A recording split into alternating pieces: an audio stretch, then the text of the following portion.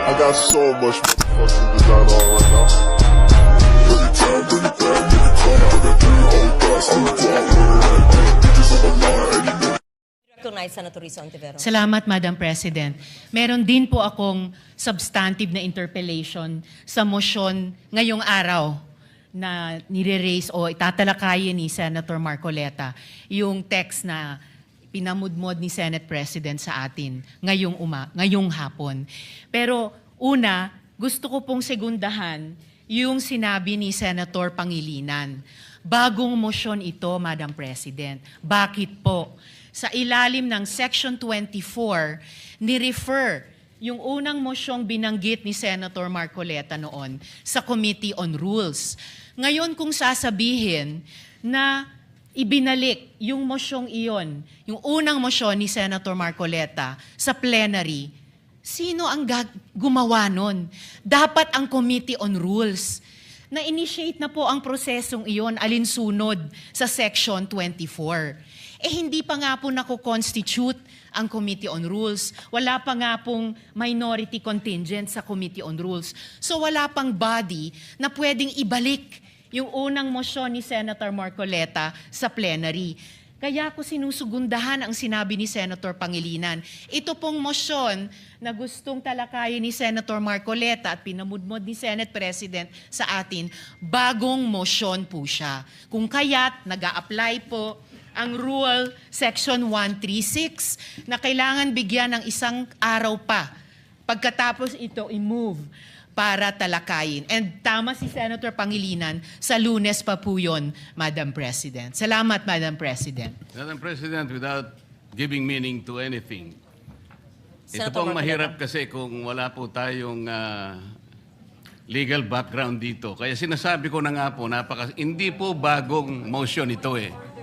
Hindi siya bagong motion. Kasasabi ko lang po, May 11, minub ko na po ito Madam eh. Sino po magsasabi na bagong motion? Point of order. Ad hominem. Sinasabi ko lamang po, Hindi, ang sinasabi Madam ko lang, President, kanina ko po sinasabi. Hindi po tama yun. Section Sasabihin yung kasama 136. niya Pwede po ay ba? walang Session is kinalaman, suspended. Pwede po walang bang alam sa pagbigyan batas. Yes, Senator Cayetano. I'm listening to the 2 senators, and as I mentioned kanina na wag na tayong gumamit ng brasuhan, etc. And I see the point of Senator Risa, but I'm also listening to Senator Marcoleta. It's kumbaga sa libro, iba yung love language, but I don't think they're meant to be any offense. Having said that, we're only discussing whether we will take up the amendment or not. And we have exhausted already all the arguments. This is a simple motion, so I move that we divide the House. May I reiterate my motion. Then we can go into the merits and they can try to convince us whether or not we agree. So the motion is to take up the amendment to our rules as proposed by Senator Marcoleta. The objection is that it is not in order because we did not follow our own rules.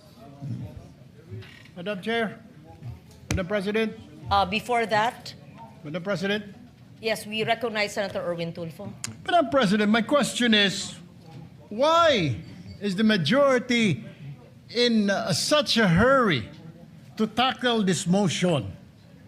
This allowing a senator for justifiable reasons to attend and participate in the session through teleconference, whereas in Rule 14, Section 41, under B, it says convene and hold a session through teleconference, video conference, or other reliable forms of remote or electronic means using appropriate information and communications technology system due to force majeure, Madam President, or the occurrence of a national emergency. I guess, Madam President, this justifiable reason, what is that? Does that fall under force majeure or does it fall under national emergency, Madam President? My question Madam is, Chair. why are we in so hurry? Why are they, the majority, in a hurry to tackle this motion and divide the House, Madam President? We need answers in the minority. Madam Chair. Or is it because, Madam Chair, they're in a hurry because of news reports that probably two of our colleagues might land in jail this weekend. Is that the reason why? Is that the reason why they have to have this inserted, the Section 41C, para makaboto po kung sino man yung makukulong dahil sa announcement ng ombudsman na may lalabas na po ang warrant ng ilan sa mga kasama natin, Madam President. That is my question, Madam Madam President. Chair, the We recognize gentleman Senator- is out Senate of President. order because his question sa nagmamadali, bakit, can be discussed in the actual motion. Can be discussed after the motion whether we should take it up. We take offense that bibigyan niya ng ganyang kulay. It's just like us saying, are you afraid if we have the hearing on the blue ribbon on flood control, mababanggit ka rin? You do not make that kind of statements here in the Senate because you assume good faith from everyone. That rule hindi minadali. May 11 pa ho yun.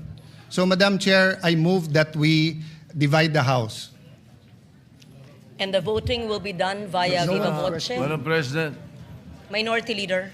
I move to adjourn or a quorum call.